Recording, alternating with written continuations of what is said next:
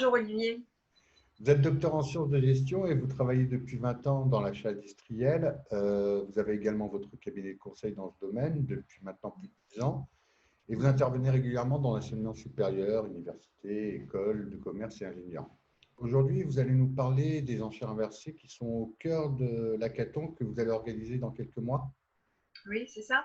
Tout à fait. Cette double casquette de professionnel et d'enseignante mène à développer des actions pédagogiques innovantes avec les participants. J'ai donc profité des cours en distanciel imposés par la crise sanitaire pour proposer à mes étudiants un hackathon sur les enchères inversées.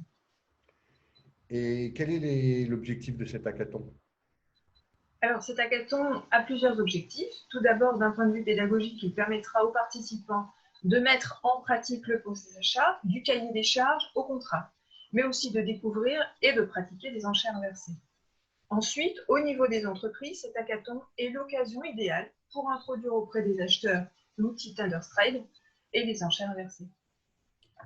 Alors justement, les enchères inversées existent depuis près de 20 ans maintenant. Quels sont les intérêts et les nouveautés d'un tel outil?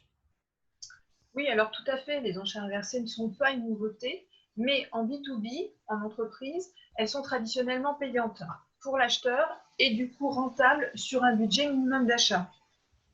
Tenderstride n'a pas de minimum à respecter et de plus, c'est un service gratuit. Ça, c'est un premier point fort. Ensuite, la plateforme aide et accompagne l'acheteur dans son quotidien. Elle propose des maquettes et structure des cahiers des charges. Aide au sourcing en mettant à disposition des bases de données fournisseurs qui correspondent aux familles d'achats à traiter. Et ensuite, bien sûr, elle gère totalement la négociation. Alors là où un process classique met 2 à 3 mois de travail, grâce à Tenderstride, le process est optimisé à quelques heures. Enfin, les fournisseurs souhaitent tellement remporter les affaires et de nouveaux marchés que les gains atteignables pour l'acheteur sont au minimum de 20%, d'autant plus que cette plateforme est au niveau international.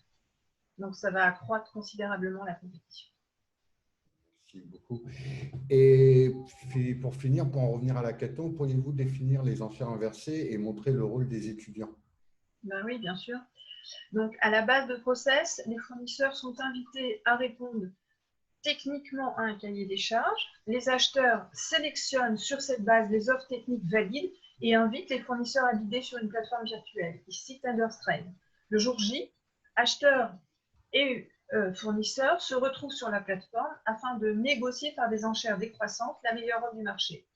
Le procédé affiche systématiquement les nouvelles offres et stimule ainsi chaque fournisseur. À la fin de la séance de l'enchère, l'entreprise la moins disante est retenue pour le marché. Et donc, les étudiants ont dû trouver et assister les acheteurs, notamment dans la rédaction des cahiers des charges, dans la communication avec les fournisseurs et dans leur accompagnement pour lancer cette enchère inversée. Merci beaucoup, Karen. C'est un plaisir de vous interviewer et puis on vous souhaite beaucoup de réussite pour votre prochain hackathon. Merci beaucoup, Olivier.